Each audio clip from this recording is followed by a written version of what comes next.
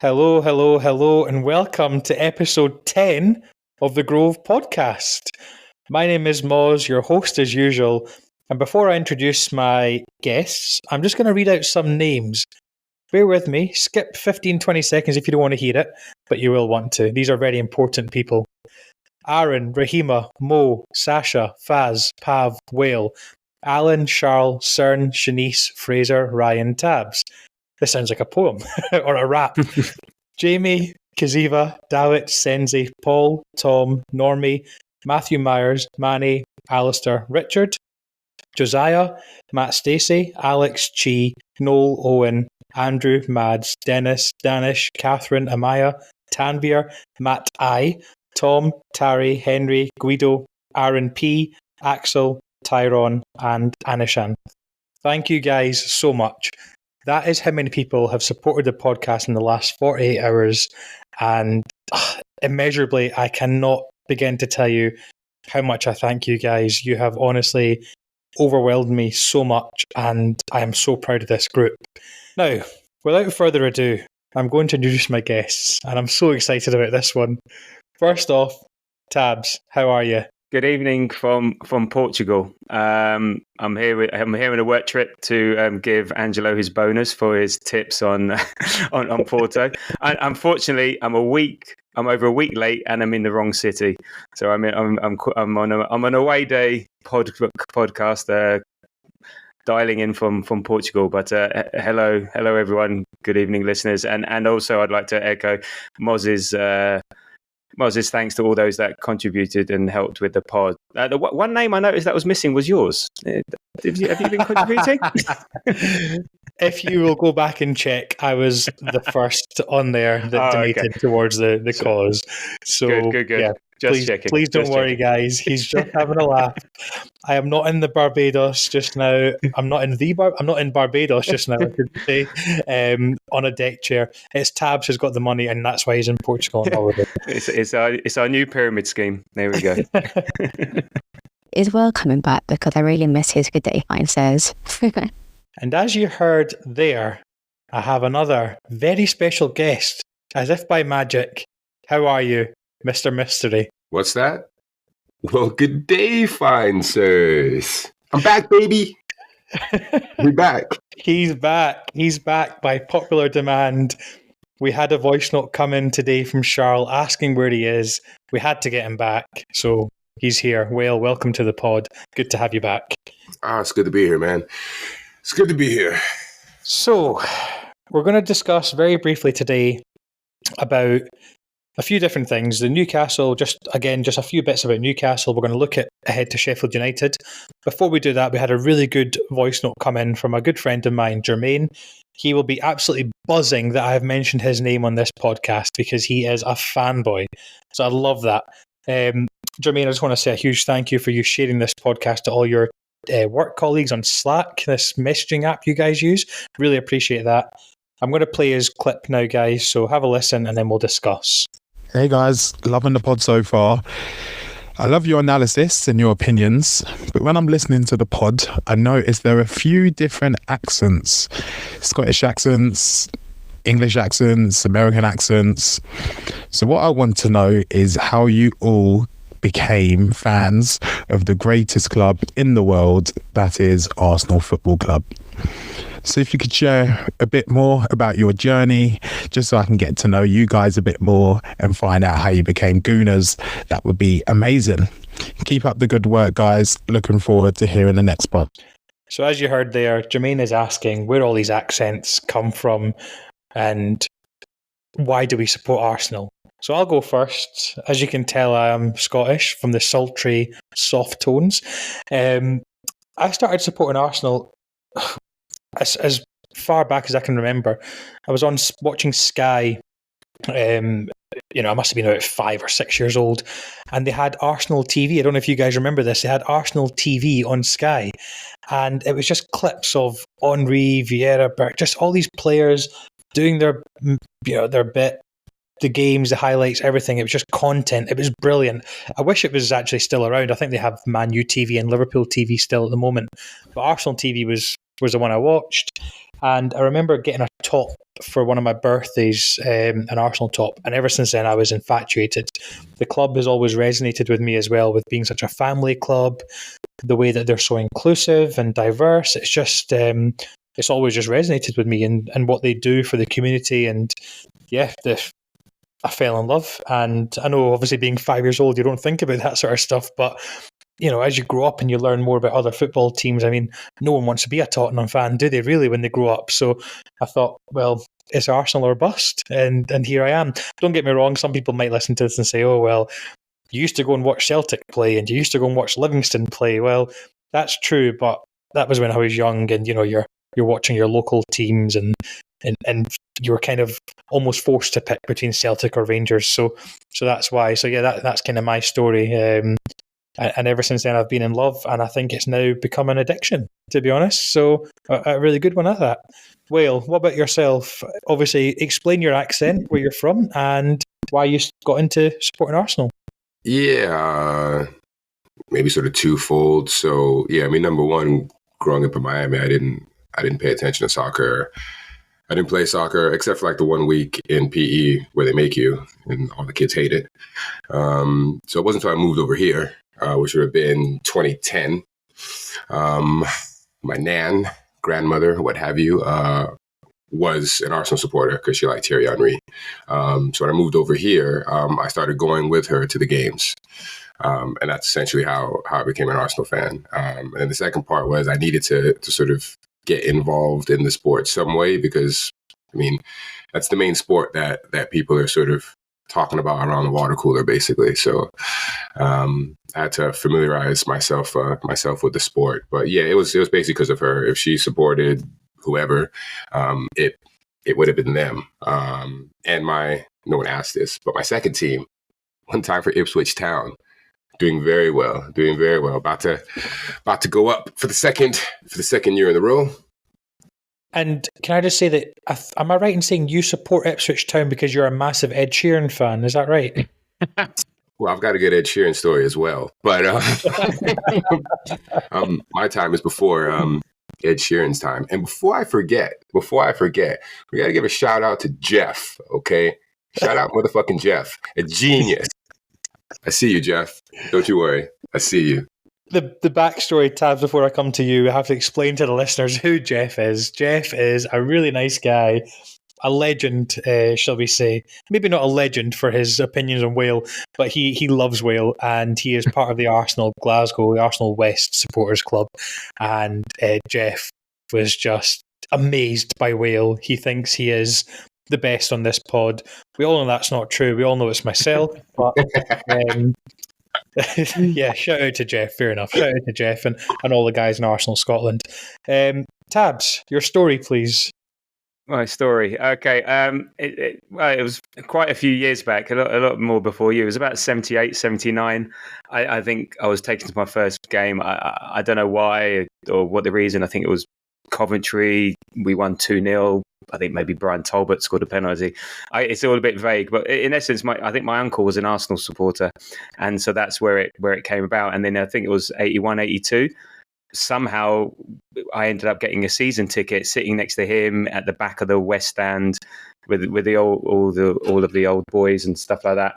And yeah, it was that got me my love for the game. Had that season ticket, and then I've been going ever since, either on my own. I used to be like, first I'll be there at 1:00 at the North Bank with my sandwiches, getting the front row of the middle of the tier where it was standing. And then a few years later, I'd be going with some boys and we'd be at the Plimsoll about 1 minute before kickoff. I said, have we got time for a pint? And we'll be rushing to the game to now, and I'm passing that on to my son. Room service has just arrived, so I've just got to stop for a minute. So I'm not gonna. We have a chat function on this. Oh God, I need to compose myself. We have a chat function on this on this app that we use to record, and I didn't hear anything. But Whale has put some choice guesses for who's knocking at the door, and who is with Tabs. That could be an episode for another day, a post-watershed episode. But as you say, Whale, a true away day that his room service has arrived. Tabs, feel free to eat whilst we record. Maybe we'll ask him it's just a Caesar salad. It won't go cold. It's fine. Thanks. That is brilliant. Oh, you should read the chat, Tabs, if you don't have it open already. Yeah. That is. Tabs never reads the chat. When you're like, "Oh, turn your video off or do this," he's just never giving his opinion. He never reads the chat. He's in a world of his own. Okay, Whale. See if you get this reference. TJ has just turned up. PJ, I don't know.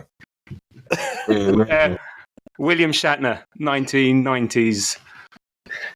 God, I have no idea of that reference, but someone who's listening might get that reference. It's a great show with the Bronco. With one of my first loves, Heather Locklear. Oh, yeah, that's a great show, man. Cheers, everyone. God, this podcast is bloody brilliant. Right, so Jermaine, you've heard our stories. I hope you're happy with that. And yeah, that just brilliant hearing everyone's voice notes. We'll have a couple more later on in the episode, but let's just move on to. Sorry, I can't stop smiling at Wales chat. I'm going to close the chat so I can't keep seeing it on the right-hand side of my screen. So, Newcastle, hugely dominant performance. Great win. We're just going to touch on this very briefly because we've done an episode on it already. Kind of, we've discussed it. But any kind of opinions afterwards? I guess we've been on a really decent run. We've had a good kind of few games. Hopefully, it continues on Monday against Sheffield United, which we'll talk about. Some stats just post Newcastle: 99.1% field tilt in the first 22 minutes of the game, with 75% overall. I can't think of an Arsenal performance in this season that has been that dominant. I mean, we've been pretty dominant in games against Burnley and West Ham and the likes of those teams, but that was just brilliant. And I managed to watch the full game back. Again, it's different when you sit down in a pub and watch it with mates, and different when you're watching on your own and on TV, right? And I watched it back, and I just thought, wow. Maybe it was because the TV in the house. It was just the atmosphere sounded unbelievable in that first 20 minutes, and it seemed like the video that Arsenal put out before the game really spurred on the players and the crowd, and everyone was up for a fight, and it was almost like a karma, revenge, getting Newcastle back, as you said, Tabs, in the last episode, getting them back for our loss and our draw last season as well. So yeah, I was really impressed. Just in terms of our recent run, so in 2024, we have only conceded 3 goals, if I'm right in saying. And I just wanted to quickly read out some stats and discuss these stats from Normie. So shout out to Normie in the chat. Tabs, he said that he basically said he's a stat man now because obviously your son has been demoted. So fair enough. Arsenal in the Premier League during February, and it's quite apt that we're doing this on the last day of the month in the leap year. Happy leap year, everyone! Leap day. So most goals, 18. Highest XG, which is a pointless stat in my opinion, but 12.31. Fewest goals conceded, which was 2, but obviously 3 in total if you include obviously Porto. Fewest XG conceded, 1.06. Fewest shots conceded, 26. And fewest shots on target conceded, 4. Can this form continue into March? Whale. The winning ways, I think, can continue. I think 4, 5, 6 goals. And then when you look at the stats that you may not be a fan of, and to be fair, I'm not a big XG guy as well. I don't necessarily think we'll be expected to score as many goals. But I mean, at the end of the day, I just want to get the win. So I think our winning form should continue based on our upcoming games. The fixture list coming up. I'd be disappointed if we didn't win the next 2-3 games in a row at minimum. Do I expect us to keep scoring at the clip we're scoring on now? you'll probably have to wait for my prediction for that, won't we?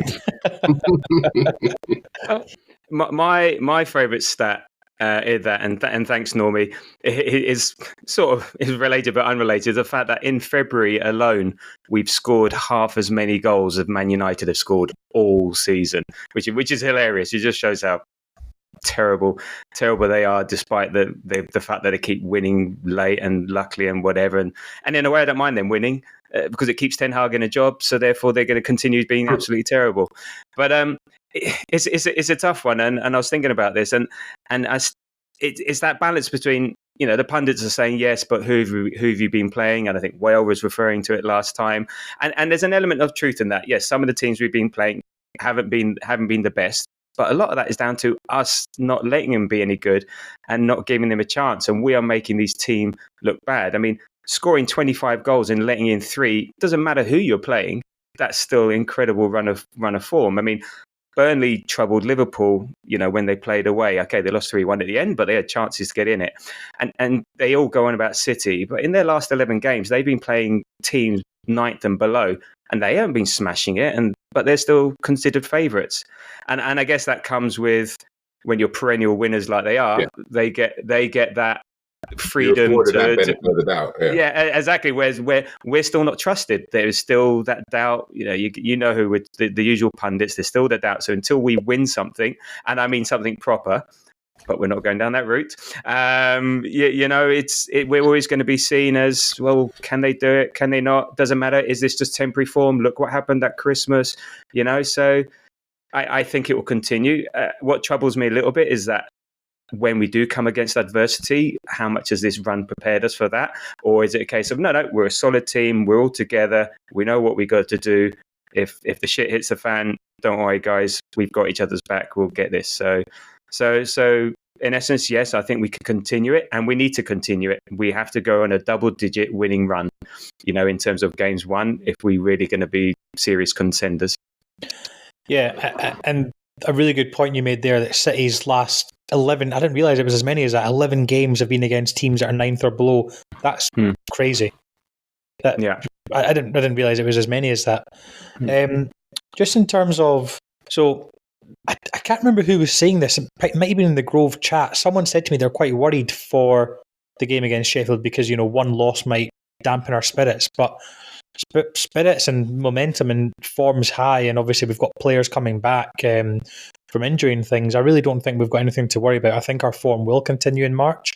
The one thing I'm concerned about is the lack of games that we're playing in March almost, because it's like we've went from getting used to playing, you know, Champions League midweek again and on the weekends, and then we go back to playing, is it 4 games we've got in total in March, or is it even 3 now with I think it's at least 3. Yeah, and obviously the Chelsea game, which we'll touch on at the end of the pod, has been postponed. So you know, we don't have Sheffield United, Brentford, City, and Porto as well. So 3 in the league. But in the Prem, 3 in the Prem. Yeah. So 3 in the league. I mean, and those are 3 games that really, if we win, we'll go into April fully believing that we can do this, and I don't see any reason why we can't get results against all 3 of these teams starting on Monday. So yeah, no, just closing off on the Newcastle result, our stats are really impressive. We wax lyrical about this team every single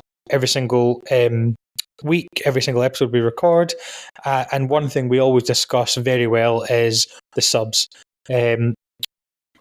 Were the subs as effective in this game against Newcastle?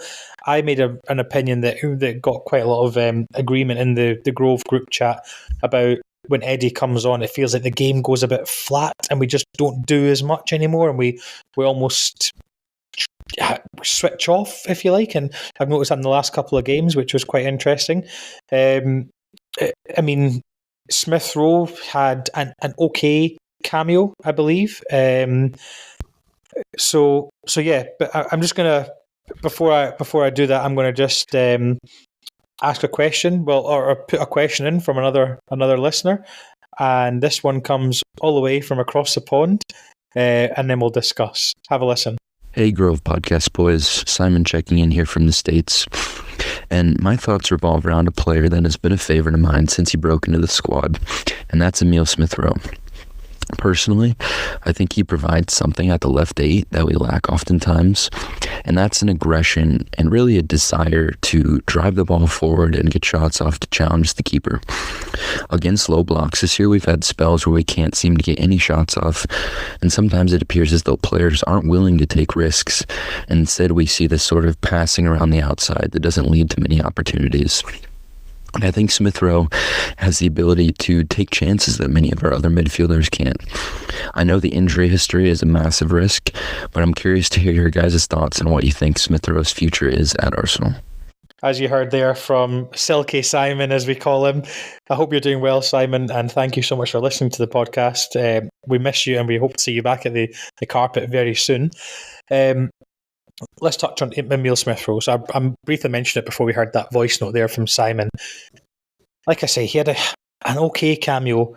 I'll let you guys go first because I have a very controversial opinion on Emile Smith-Rowe that I want to just wait until the end. So, Tabs, what are your thoughts? What do you make of him as a player and his performance against Newcastle?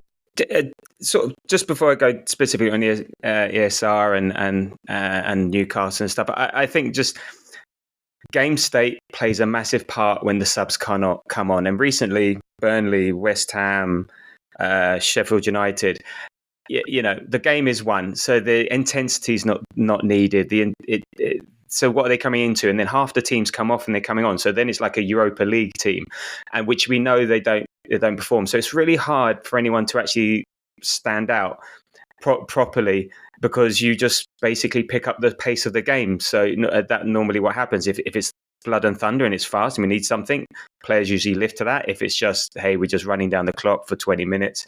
That's it. So I do feel bad for them, but still I do notice that, Eddie, sometimes I think it was for one of the goals recently, he could have put a bit more effort in. I think it may have been, I can't remember, Liverpool or something like that.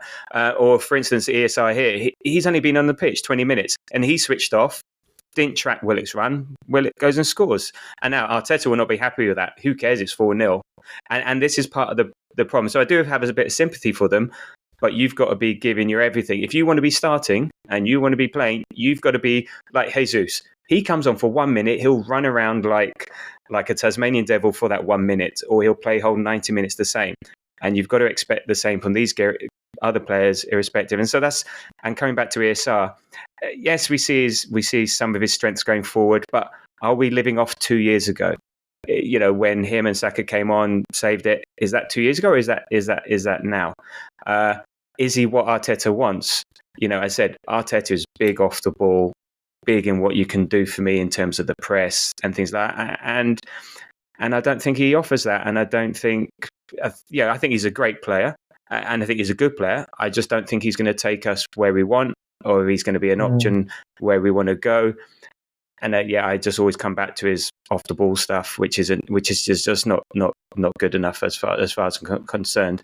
And we've gone up a level, and now the players have now got to be so good and so mentally switched on to what we want to do that if you're not at that level, sorry, your time's up. But that doesn't mean he's not going to be a good player elsewhere, and good luck to him. But for me, his future at Arsenal is limited. Will, do you have anything to add on the Smith-Rowe saga before I give my... Yeah, just briefly. First off, you said great, then you said good, then you said good like 2 more times. So I'm assuming you feel he's good and not great. Yeah, okay. For that. Okay, yeah. Okay. What did he do? So it looks like he got 14 minutes, shot on target, shot off target, a shot blocked, a few accurate passes, about four or five touches in the opposition's box. At this point in time, he's a squad player. He's a bench player. I'm happy to keep him on the team, to come off the bench. He's not a starter, in my opinion, at this point in time. That being said, and I don't think it's happening, but if another team comes in with a nice offer for him, for me, he's gone. There'd be no question about it. But for me, it would have to be the right offer. A lot of times with these guys, it's why we have Eddie and why we have Reece. It's cheaper just to pay these guys £5 million a year than it is to sell them for a cut rate price and then try to bring someone in who's maybe at their level but costs you more because now you've had to pay the transfer fee and you're probably still paying that $100K a week as well on top. So ESR, yeah, I'm happy for him to continue to be on the team, to continue to come off of the bench. And if he shows us something, if he shows Arteta something and he fights his way into that starting lineup, that's great. But I'm not holding out any expectations from him like at all. No, and you made a really good point, Tabs, on the notes you wrote that irrespective of the scoreline, Arteta won't be happy with the fact that he switched off for Willock's goal against, obviously, when we played against Newcastle. And I watched the game and I seen, obviously, the shot that was blocked off the line and things. And I just, it's little things like that had he had more confidence or more minutes, would he have potentially, have scored that? I don't know, or, swept it into the other side of the... I don't know. It's all subjective, really. My opinion on Emile Smith-Rowe is, I know we've discussed this on episodes in the past, and it's got some really good discussion generated off the back of it. But it's time for Emile Smith-Rowe to be sold in the summer. I was at football last night, and there's 4 or 5 Arsenal fans, and we were all just waiting for everyone else to arrive and things, and we were just huddled around in the rain talking about Smith-Rowe, and it just felt all the Arsenal fans are kind of in the same boat that I really speak to.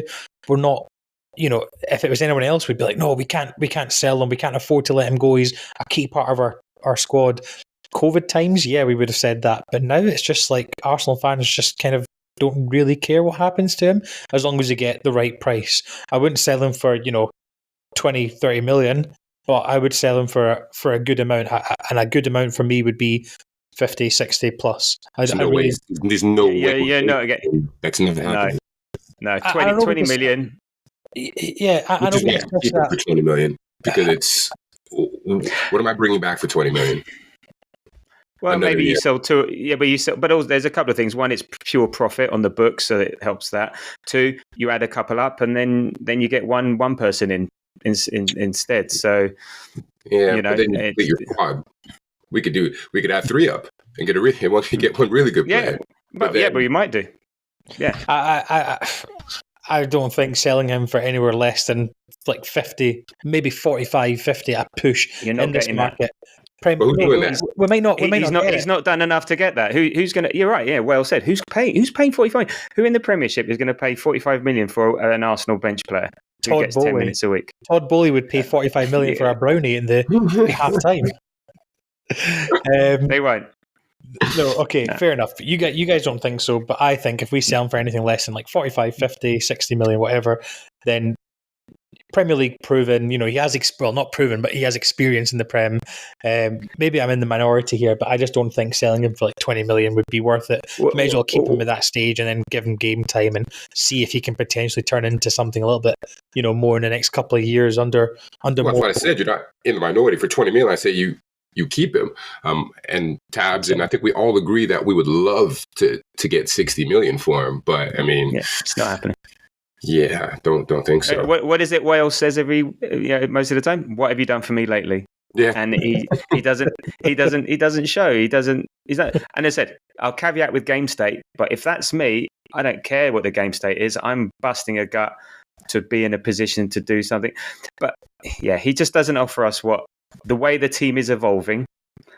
I can't see. And some of the points that were made about, maybe getting shots off or we don't do the arc around so much. Well, 2024, we've not done that. And it's maybe just a case of the team clicking, new players just suddenly finding where they're meant to be and things like that. So yeah, I just don't see enough. Simon, thank you so much for that voice note. That was brilliant. Generated some really good discussion whenever we speak about Emile Smith-Rowe. Really appreciate it. It'd be really good for you to give us your opinion as well, Simon, potentially for next week's set.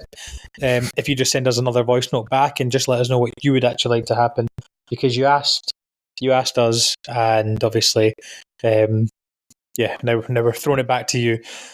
So, just before we move on to part 2, obviously, I just want to quickly say as well, I apologise, Aaron, because he actually sent a voice note in about, does our March form continue based on February. I didn't play it, but Aaron, that was a question because of you, so really appreciate that. But yeah, let's move on to part 2, the exciting part, because we know we're going to talk about loads of goals and we're going to score bags of goals. It's a Sheffield United preview.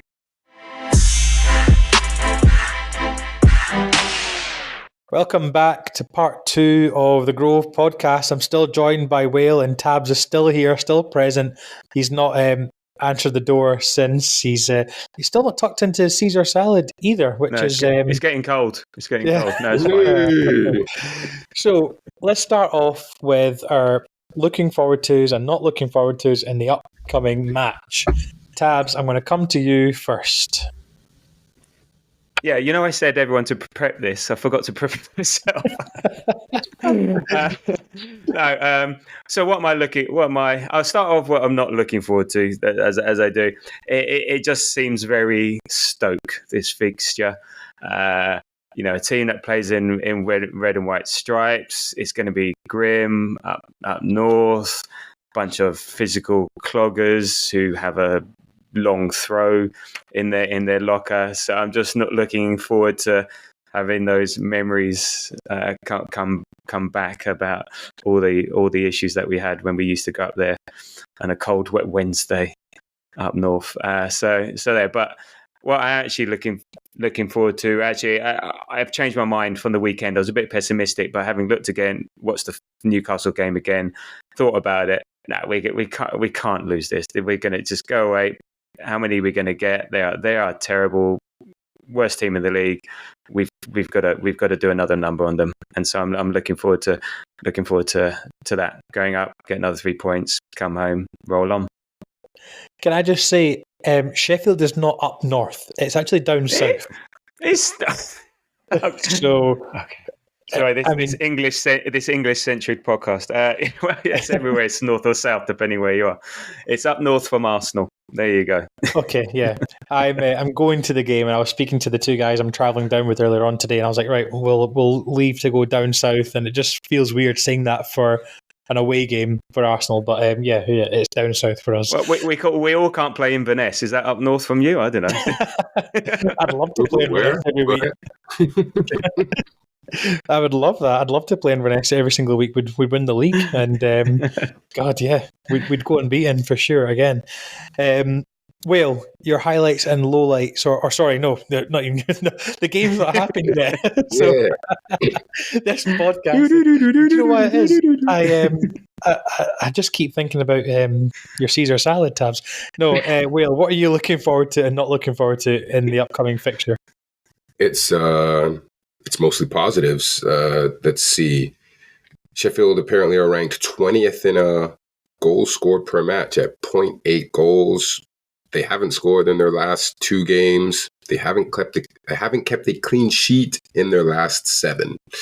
And we're second in the league in goals scored. We've got the most clean sheets. I think that adds up to another convincing win for us. I know that it's easy to be haunted by the ghosts of Premier League past when it comes to Arsenal and being like, oh man, anything can happen. We're on a run, and then we go there and we lose 2-1 or 1-0, and the internet explodes. We're banter FC again. But I'd like to think we've turned a corner, and like the stats say, we should crush this team. I'd be very surprised if we're not winning by 3 or 4 goals. Okay. No lowlights. No lowlights? Wow. No low nothing. No, I'm happy about it. Wow. Okay. Clip it up, people. Clip it up. Whale is happy. Whale is happy for once. God. That just wait until Monday night or Tuesday morning when we record again. And we've lost 4-1. And everyone's got to go. Yeah. Everybody out. No, I shouldn't say that. My highlight for the game is that we have conceded the same amount, I think, of goals that Sheffield United have scored. That sounds. Sorry, why does that not sound well in my head? So we've conceded 23 goals, and Sheffield United have scored 22 goals. So we've conceded pretty much the same amount of goals that they have scored all season. Yeah. They have 13 points. They've conceded 66. They've won 3, drawn 4. we are not going to lose this game. And anyone who thinks, Tabs, you're saying reminds you of Stoke, and I know you're kind of half joking at that, but there's not a chance Sheffield United will score against or even win against Arsenal on Monday. I don't see that happening at all. They have so many players out injured. They've got Mason Holgate, who's out suspended. I mean, Sheffield United, they beat Luton 3-1 and they drew against West Ham and they drew against Aston Villa around kind of Christmas time. But apart from that, and I believe they beat Brentford as well, didn't they? Kind of December time as well. And people thought, after 2 wins and a draw, they're going to survive. But no, they're not. There's no chance at all. And I can see another 5-0 happening. I don't see Nketiah scoring a hat-trick again away from home. I really don't. I don't even think he sees any blades of grass when he travels up to Sheffield, if I'm being honest with you. So that's my highlight. Just the odds are so severely stacked in our favour. The low light is actually a different one. It's Mick Arteta's press conference today. What are you doing? Why are you being so... I know it's professional football, and I know he's saying, it's going to be a very hard game. They're a very good team. No, they're not. Just be honest in your press conference for once and just be like, look, guys, they're shit, and we expect to win 10-0. Anything less will be a disappointment. I know obviously he wouldn't say that, but it's just... He was almost too respectful to them today, and I found it really funny because one of the guys in the press conference, you could hear it was when it was playing through the Arsenal website. I don't know if anyone else listened through the Arsenal website or seen it on Sky Sports News, but one of the reporters kind of laughed under his breath, and you could hear it on the mic because he just thought, he must have thought, what a stupid thing to say. Like, he said something like, they're a very good team. Yeah, they might be coached very well, but they've got potential to do a lot of damage. And I'm just thinking, come on, mate. Look, Wilder gets upset if you eat a sandwich anywhere near him. So if you start complaining about his team, God knows what he's going to do. So he's got to do his job, and that's it. But yes, I think we all know what he really thinks. Yeah, and I just can't see us doing anything but winning that game comprehensively, and I'm looking really forward to my real highlight and real low light is I'm looking really forward to going down to Sheffield. I'm not looking forward to arriving back home at 5 a.m. and going to work at 9 a.m. So that's my highlight and low light. In terms of our team injuries and things, it was really positive to hear Mick Arteta's press conference today when he said that Thomas Partey, yes, that's right, is back and training with the squad. We've got 2 more training sessions to go on. Sorry to interrupt you there, Maz. I just got an alert on my phone. It seems Thomas Partey has been injured in that training. The training session's not even happened yet. Injured, I said, in that training session. He was just injured thinking about it. He's injured tying up his laces. He's a back spasm from bending over to tie his laces. Of course, Thomas Partey, as Arteta says, Thomas Partey is back and is training. He said we have 2 more training sessions, which I believe will be, I'm assuming we'll train Saturday, Sunday, and we'll have tomorrow off as like a kind of conditioning day. So that's really positive. I'm really looking forward to that.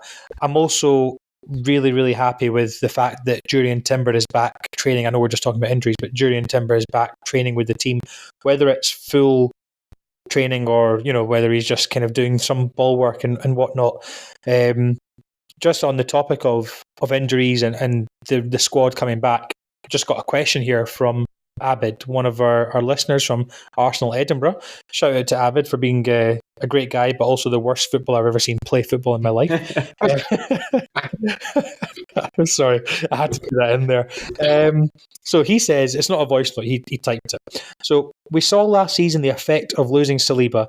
It heavily affected our build-up and as a result, our entire in-possession dynamics.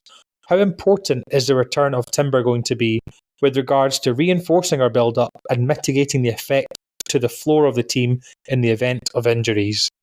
Great question, Abid. Thank you so much. And you're not that bad at football. I was just having a laugh. I think Saliba's injury cost us more than I think any other member of the squad's injuries would ever cost us, with the exception potentially now I'd say of a Declan Rice or a Bukayo Saka.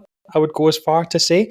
I think there's only a set number of players in our team that injuries would really, really affect us unless we lost everyone in one position. So, for example, if we lost, Zinchenko and Kivior and potentially, Tomiyasu at the same time. So, with regards to Timber's return, how important is that? I feel it's huge for us. It could be the momentum we need for getting these players back to really kick on and do something in this league, potentially the Champions League as well, and win the double. I think Timber, we only seen him very briefly. From what I've seen of him in the Community Shield, I was so impressed. I was taken aback. I can't remember a debut from another player for a long time that I've been so excited by. And I was gutted when he got his injury. Really, really gutted. I was there at the game against Forest, wasn't it? The first game of the season, just before halftime, and then just after halftime, wasn't it? That he was injured. So yeah, I think it's going to be huge for us to have him back.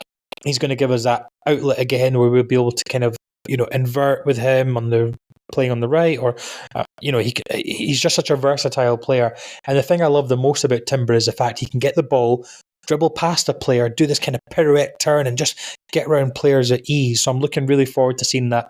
The only concern I have is an ACL injury, regardless of the severity, is monumental, isn't it, for a footballer? Some people say they're never the same again after an ACL injury. So, yeah, I don't know if you guys have... I disagree with that last point, because I was shit before I had my ACL injury, and I was shit afterwards, so it made no difference to my ability to play.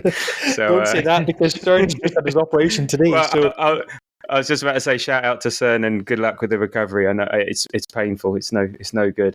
A couple of things on that. I think last year it was the cluster injury, so it wasn't just Saliba getting injured; it was Tomiyasu in the same game. So that meant we had to play Holding in a position that he could do occasionally, but not for that sustained period of time. So we never really recovered from that.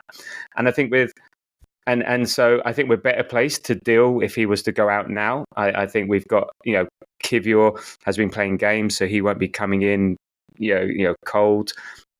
We can switch the team around.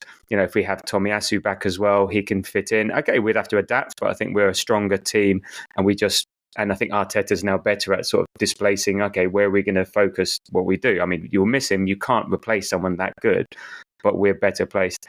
And I think with Timber coming back, I think it's more for the coverage on the right-hand side. So Ben White has pretty much been an ever-present, apart from the odd time Cedric's played or whatever at the beginning of the season, maybe when Partey was playing.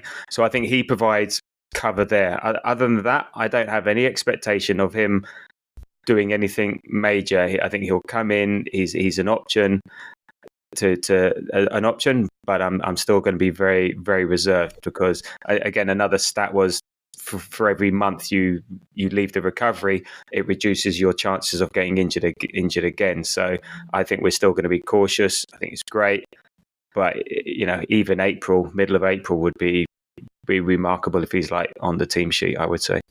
Yeah. I would initially essentially agree with everything that Moz says, with the caveat that that's for next year. I'm not necessarily worried about his knee, to be honest with you. The way they've come along with the science and the medicine now, that knee is going to be stronger than essentially his unrepaired knee.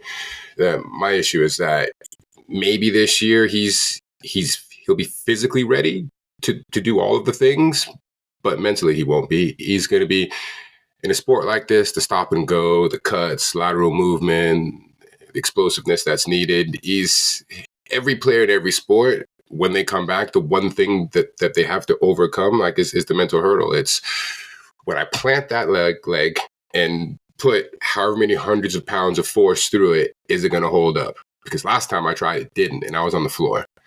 And he's a young guy, so I think he's going to be thinking about that. It's going to be nice for us to see him on the team sheet. He might get a few minutes, but I'm not including him in the run-up or to really contribute in any meaningful way. I'm excited to have him back for next year. But if he comes back this year and really does anything, it'd be a pleasant surprise, but I'd be very surprised if he comes back and is sort of a game changer for us.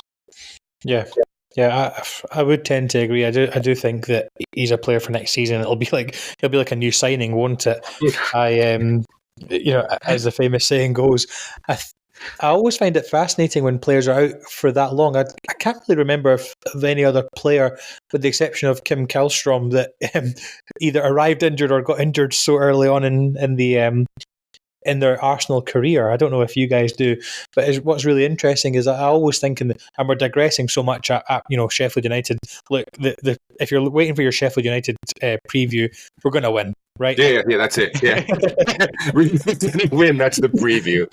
So we could talk about stats about Sheffield United all night if you want, but whatever floats your boat. But what I always wonder, and what the more important question is, I wonder if clubs have kind of insurance, on the wages that they pay for, like Jurriën Timber, for example, because essentially he's getting paid a year's worth of wages for not working, if that makes sense. And yeah, he was injured on the job. So I wonder if, these clubs have insurance to mitigate they do. that. Because players in the same have insurance as well.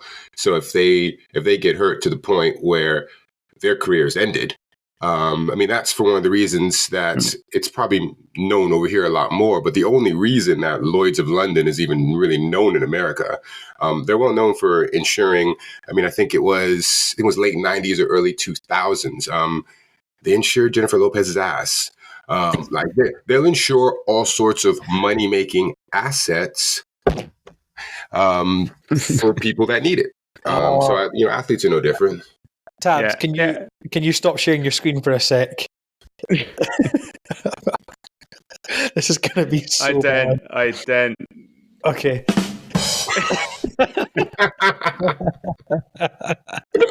I hope that makes it into the final edit of the episode. Okay.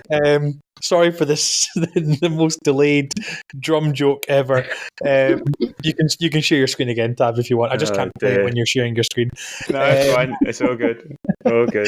Thank you. So the players are the assets, and you insure your assets. So there you go. Yeah. Okay. And cool. Right. As well as Jennifer Lopez's assets. But there we go. Yeah. Right. Anyway, apparently Wolves play 5 at the back. They did all right against Wolves in this. Wolves. Sheffield United play 5 at the back. Yeah. They did okay in the second half. That's it. That's the end of my analysis. No, look, in all honesty, we'll be doing a disservice to Sheffield United if we didn't speak about them a little bit. So, and there might be a Sheffield United fan. I don't know if there's many of them, but there might be a fan around. So we might as well talk about them. Their current form's poor, apart from the win against Luton. They've lost 5-0 in 2 of their last 5 games to Brighton and Villa. They lost to Palace 3-2. They lost 1-0 to Wolves. I really am at a loss for what to say. I guess the question for you guys would be predictions. How many goals do we score, and how many goals do we concede? And that's what our prediction is normally. How many goals we score and how many we concede. So I'll go first. I think, with the amount of injuries Sheffield United have, so they have one suspension, like I mentioned earlier on, Mason Holgate in their squad. They also have 8 players out injured. And I was listening to Chris Wilder's press conference as well today. I think it was only Cameron Archer and Ben Brereton Diaz that were the 2 that are potential returns, but they're both unavailable apparently. A lot of injuries. I think they're quite worried about that. There's a couple of players out for the season. And obviously their ever-present captain Chris Basham has broke his leg as well. So I think, I can't say anything but an Arsenal. I'm going to say 6-0 here. I'm going to go 6-0, and I'm going to say that I'm going to do a different prediction as well. I'm going to guess the scorers. So I think Saka gets a hat-trick. I think Gabriel Jesus comes off the bench and scores 1. I think Declan Rice will score 1. And I'm going to go left field here. The return of the Mac, Thomas Partey. I think he'll get a goal as well on his return, coming off the bench potentially as well. Saka with 3, Jesus 1, Rice 1, Partey 1, 6-0 Arsenal, up the road, 3 points in the bag. Tabs, your prediction? You do. I predict you're going to be wrong. It took such nonsense. Right, 3-1. Oh, wow. Just don't even ask him anymore. Just typical Tab. Put it in. Yep, we're going to start calling you typical Tabs from now on. That's it. I don't know. I don't know. I still, the thing is that anything can happen. Anything can happen. Just stupid sending off. They get a free goal or something like that. I mean, I think we'll win. I think we'll score 3. Maybe that's being a bit pessimistic, but yeah, 3-1. I'd be happy with 3-1. That's fine. I would be gutted if we won 3-1. We've only scored 3 when we can easily, put 6 past these guys. And yeah, okay, I'm not even going to mention it. Whale, your prediction? No, I'm more along the lines with you. I think goal differential is going to matter this year. Insider tip: if you haven't used your triple captainship, I would use it this game on Saga. I think it's 5-0. I think it's a 5-0. A little hattie for Bukaya, and I don't know who else scores. Don't care. Wow. Okay. Wow. Nice. Hat tricks. I've placed my captain. I don't have my triple captain chip on fantasy football anymore, but I've placed my captain's armband on Saka for this week, or have I should say, because we still are in a league with each other. Yeah. In fact, no, I've transferred in Cameron Archer for Sheffield United. I've heard he's a really good player. I've heard he's playing as well, and I've captained him against that team from down south. So yeah, that kind of wraps up the Sheffield United preview. Thank you so much for listening to that part. And finally, we're going to just talk about any other areas of business. So I think Wales got something really important to talk about. I did want to touch on some things, but now so backstory: beers at the Emirates, they're lacking. They're lacking. First of all, like the choice. In general, I like Camden Hells, but it's the amount of beer that the Emirates must purchase means that it should be fresh. I believe they don't clear their lines. Like, they just must not clear their lines. Like the beer isn't great. But that being said, I was so drunk during the Newcastle game, and it was buy one get one. I couldn't even tell you how the beer was last week. I guess I would say that I was so drunk. But yeah, they need to do better. First of all, they need to open it up. Whether that's to any of like the big breweries or some indies, but the fact that it's only the one beer company, and it's only get to choose between the two, and that would be all right if they weren't mediocre. Yeah, I'm disappointed in that, man. I need more. That being said, though, going to the away game at Nottingham Forest, their beer selection was horrible. Do you remember the beer selection at Nottingham Forest? It was worse than the Emirates. It wasn't good. There was, I think, one. I can't remember. I just remember having a pie that was hotter than the sun.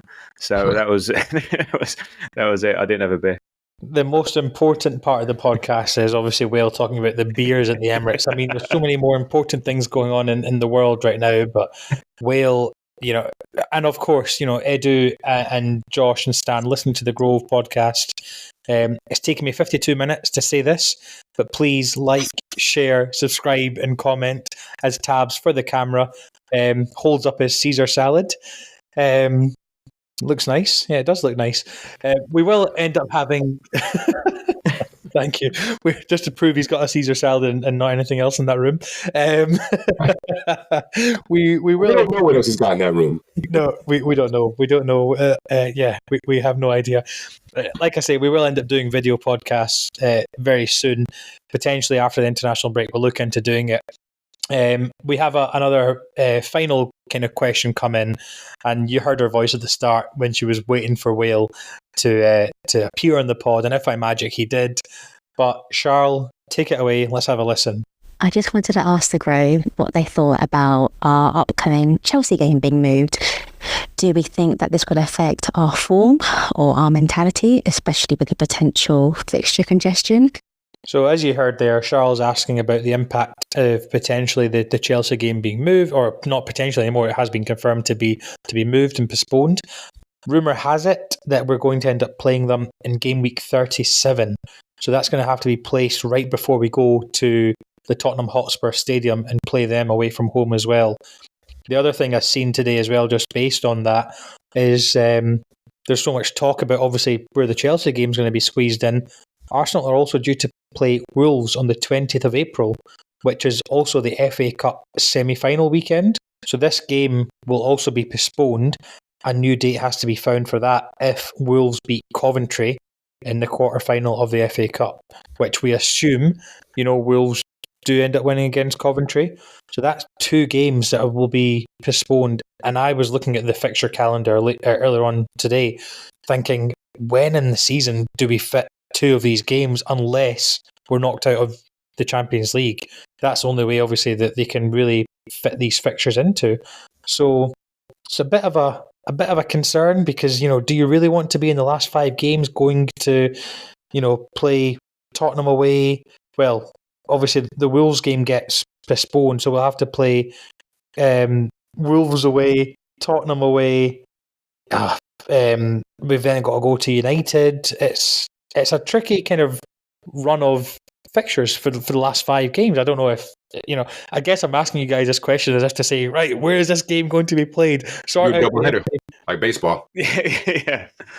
Well, Look, all we can hope is that we have our players back. We have a squad that can rotate, and so even in and out, we are a better team even with some of the players rotating in and out.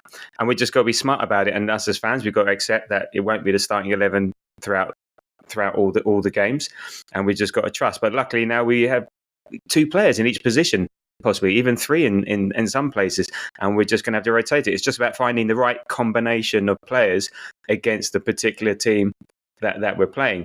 And so that's the job of Arteta to say, okay, because he likes his units, he likes his boxes and things like that, either on the left or on the right or up front or in the middle or at the back. So it's just about finding the combinations that will be able to cope with this, because also we'll have Champions League, and this is it. If you want to be one of the best teams, you're going to be having to contend with these fixture congestions, because it's just the way it is. And City have done it, Liverpool have done it, and we're going to have to just do it. Don't even think about it. Just get on with it. Don't feel sorry for ourselves. We just get on with it. Starsky and Hutch style, just do it. So I really don't. I really don't know where the games, Charlotte, that's kind of where you're alluding to, where the game gets put. I know Chelsea will most likely be game week 37 midweek before the Tottenham game. Fair enough. I mean, it's not the end of the world. It's not as if we have to travel far, to play against Tottenham anyway, so it's not the biggest issue for us. It's just about the fixture congestion towards the end. But like we mentioned earlier, there's a lot of players coming back from injury. There's players, who we haven't seen for a long time that are due back. So we should be okay. During the international break, which is coming up very soon, Tabs and I will be doing a special episode where we discuss our remaining 9 fixtures. Or it'll be 10, won't it? After, because we don't play. Yes. We won't play Chelsea. So yeah, we'll be discussing our remaining fixtures and trying to figure out, kind of doing some jiggery pokery and figuring out where we finish in the league. Spoiler alert, it's first. We finish first. But yeah, no, yeah. I mean, thank you so much. It's been a really good episode, and it's been a lot of fun. It's been good having the 3 amigos back as well, as you said, Will. So yeah, no, really enjoyed myself, guys. Thank you so much, and a really big thank you to everyone who submitted voice notes. If you want to do it, you don't have to do it through I know a lot of people are having technical issues doing it through Spotify. Feel free to just send me a voice note personally. I can download it to my laptop and add it in like I did tonight. Before we go, one more time, I'm just going to read out this list of names. And we'll see you on the next one, guys. Thank you so much, Tabs. Thank you so much, Will, for your contributions. Just real quick before we go, disappointed. Tabs had a Brewster's Millions jokes in the show notes that didn't make it in. I was waited with bated breath for the Brewster's Millions jokes to come in, but it didn't. So maybe next time. Us and our 80s and 90s TV and American film references is ridiculous. Showing our age here. Showing our age. Yeah, Richard Pryor, great comedian. Yeah, another thing before I end it was I didn't realize what the Miami Camera Club was. Campaign for Real Ale. It was because where campaign for Real Ale. Have you never heard of it? Oh, no, it's Cam Real Ale. Okay. Yeah, I had to double check it myself, and yes, it's campaign for it. Yeah. So there we go. Fair enough. Okay. You're one of our bandits. Cool. So, thank you so much for listening to the pod, guys. And yeah, we'll see you on the next one. And one Thank you more very time. much. Yeah, cheers, guys. One more time, the names.